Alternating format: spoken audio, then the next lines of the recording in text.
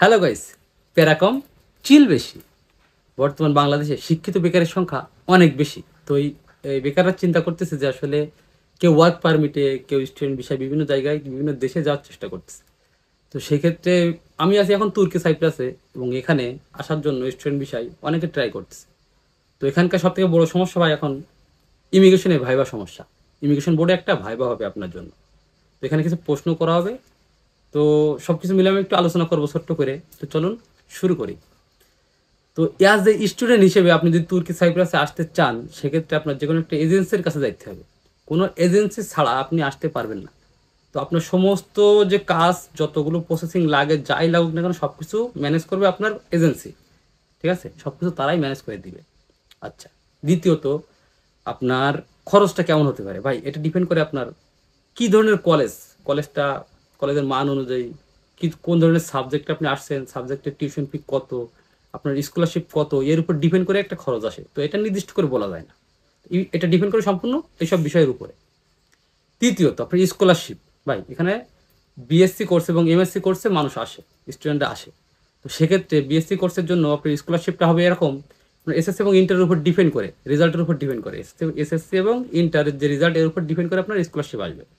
আর এমএসসির যে স্কলারশিপ, এটা আসবে আপনার বিএসসির যে রেজাল্টটা, এর উপর ডিপেন্ড করে। তো এক্ষেত্রে আপনি 50, 60, 70, 75% পাইতে পারেন, কোনো সমস্যা নাই। তো সব কিছু মিলায় যখন আপনার এজেন্সি আপনারা যখন এখানে পাঠাবে, তো আপনি তো তুর্কি সাইপ্রাসের যে ইমিগ্রেশন, এখানে চলে আসবেন। সমস্যাটা এখানে ভাই, এখানে আপনার একটা ভাইবা ফেস করতে হবে। তো ভাইবাটা হবে সম্পূর্ণ ইংলিশে।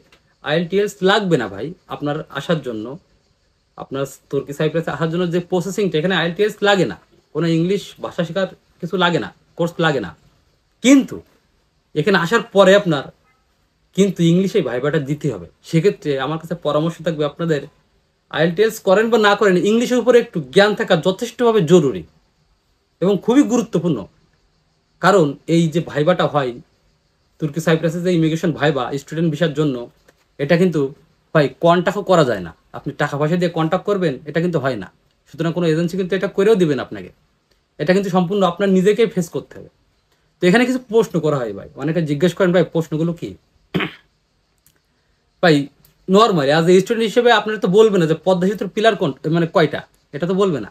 তো স্টুডেন্ট হিসেবে আপনার জাস্ট আপনার নামটা কি, আপনি কোথা থেকে আসছেন, আপনি কোন কলেজে যাচ্ছেন, কিংবা আপনার কলেজের অবস্থানটা কোথায়, তারপরে আপনার কোন সাবজেক্টে আসছেন, আপনার সাবজেক্টের টিউশন ফি কত, আপনার স্কলারশিপ কত, মানে অ্যাজ এ স্টুডেন্ট হিসেবে আপনার নর্মালি যে প্রশ্নগুলো করে, এগুলো কিন্তু এগুলো সম্পূর্ণ ইংলিশে করা হবে। তো আপনাকে ইংলিশটা জানা থাকতে হবে।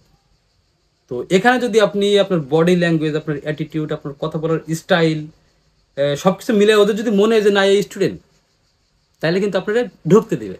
আর যদি ওদের মনে হয় যে না এই স্টুডেন্ট নাই, জাস্ট স্টুডেন্ট বিষয়টাকে ব্যবহার করে কাজ করার উদ্দেশ্যে যাচ্ছে, তো আপনাকে কিন্তু ওখান থেকে ভাই ব্যাকে পাঠানো হবে, অর্থাৎ বাংলাদেশে ফেরত দেওয়া হবে। তখন আপনি কিন্তু আপনার টাকা পয়সা যাবতীয় যা খরচ করছেন বা যা ইনভেস্ট করছেন, সবই কিন্তু শেষ। ঠিক আছে, কোনো এজেন্সি কিন্তু আপনার দায়িত্ব নেবে না। আর এখানে আমি এজেন্সির দোষ দিব না, কারণ এটা সম্পূর্ণ আপনার নিজেরাই ফেস করতে হবে। এজেন্সি আপনার সমস্ত কাজগুলো ম্যানেজ করে দিবে, কিন্তু যে ভাইবাটা, তুর্কি সাইপ্রাসে আসার পরে যে ইমিগ্রেশনের যে ভাইবাটা, এটা কিন্তু আপনার নিজেরই ফেস করতে হবে। তো এটা কিছুদিন আগে একটু কড়া করছিল, বেশি মানে বেশি চাপই ছিল। বর্তমানে একটু কমে গেছে ভাই, বর্তমানে একটু কমে গেছে, কিন্তু তারপরে ভাইবা আপনার ফেস করা লাগবে। আর ভাইবাতে ফেল করলে ভাই আপনি ব্যাক, রিটার্ন টু বাংলাদেশ।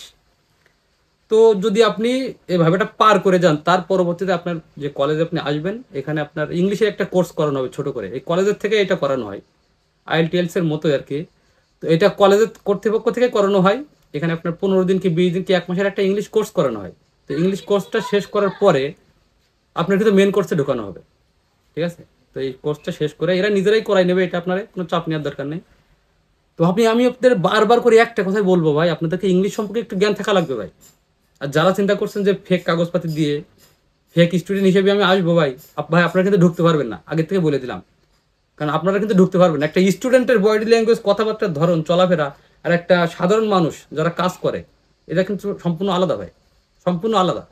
তো আপনারা যদি মনে করেন ফেক কাগজপাতি দিয়ে আসার চেষ্টা করবো, ভাই এটা কিন্তু হাইলি রিস্ক হয়ে যায়, বর্তমানে হাইলি রিস্ক হয়ে যায়। তো ভাই যারা অরিজিনালি স্টুডেন্ট, এসে কাজ করবেন, কোনো সমস্যা নেই। কিন্তু যারা অরিজিনালি স্টুডেন্ট ভাই, এরাই আসতে পারেন, কোনো সমস্যা নেই। তবে ইংলিশটা খুবই জরুরি ভাই। আপনার আইএলটিএস লাগবে না কিন্তু আসার জন্য, কিন্তু আপনার ইংলিশের উপর একটা দক্ষতা লাগবেই ভাইভাটা ফেস করার জন্য। তো তারপরে অনেকে বলবে যে কাজ, ভাই কাজ পাবেন। আমার বিগত কয়েকটা ভিডিও আছে, ওখানে বলেছি আমি যে আপনারা কাজ নিজে নিজে থেকে ম্যানেজ করে নিতে হবে, এবং বেতনটাও ডিপেন্ড করে আপনার কাজের উপরে, কি ধরনের কাজ ম্যানেজ করছেন আপনি বা কি ধরনের কাজ করছেন, এর উপরে ডিপেন্ড করে আপনার বেতনটা। ঠিক আছে, এখানে নির্দিষ্ট করে কোনো কিছু বলা যায় না। তবে একটা ব্যাপার হচ্ছে ভাই, আপনি এসে কাজ পাবেন, কোনো সমস্যা না। তো সবসময় একটা কথা বলতে হয় যে ভাই, যার কাছে খারাপ সে খারাপ বলে, আর যার কাছে ভালো সে ভালো বলে। কিন্তু ভাই সবসময় একটা জিনিস ভাববেন, অ্যাভারেজ করে যে জিনিসটা ঠিক সেটাই বলতে হয়, কিংবা সেইটাই ভালো। অ্যাভারেজে যদি একটা জিনিস মোটামুটি ভালো হতো সেটাই ভালো, আর অ্যাভারেজে খারাপ হলে সেটা খারাপ। তো স্টুডেন্ট বিষয় অনেকে বলে যে ভাই ভালো না, অনেকে বলে ভালো। ভাই স্টুডেন্ট বিষয় মানে একটা সার্ভাইভাল বিষয়, আপনার এসে সার্ভাইভ করতে হবে, এখানে স্ট্রাগল করতে হবে। যদি পারেন রিস্ক নিয়ে ইনশাল্লাহ চলে আসেন, অসুবিধা হবে না। সব কিছু মেলাই মনে হয় অল্পতেই অনেক কিছু বুঝাই দিছি। আল্লাহ হাফেজ, বাই বাই।